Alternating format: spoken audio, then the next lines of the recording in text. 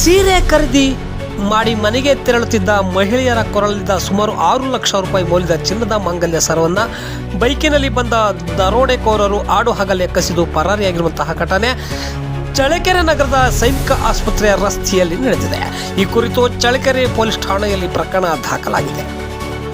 ದೂರದಾರ ಮಹಿಳೆ ತಮ್ಮ ಪಕ್ಕದ ಮನೆಯ ರೇಣುಕಾ KH ಅವರೊಂದಿಗೆ ಸೀರೆ ಖರೀದಿಸಲು ಸೈನಿಕ ಆಸ್ಪತ್ರೆಯ ರಸ್ತೆಯಲ್ಲಿರುವ SLV ಬಟ್ಟೆ ಅಂಗಡಿಗೆ ತೆರಳಿದರು.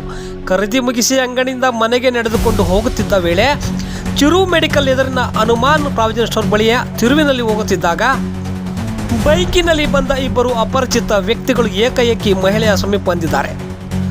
ಬೈಕು ಚಾಲನೆಯಲ್ಲಿರುವಾಗಲೇ ಹಿಂಬದಿಯ ಕುಳಿತಿದ್ದ ವ್ಯಕ್ತಿ ಮಹಿಳೆಯ ಕೊರಳಿಗೆ ಕೈ ಹಾಕಿ ಬಲವಂತವಾಗಿ 60 ಗ್ರಾಂ ತೂಕದ ಚಿನ್ನದ ಸರವನ್ನು ಕಿತ್ತುಕೊಂಡು ಆರೋಪಿಗಳು ಬೈಕಿನಲ್ಲಿ ಪರಾರಿಯಾಗಿದ್ದಾರೆ.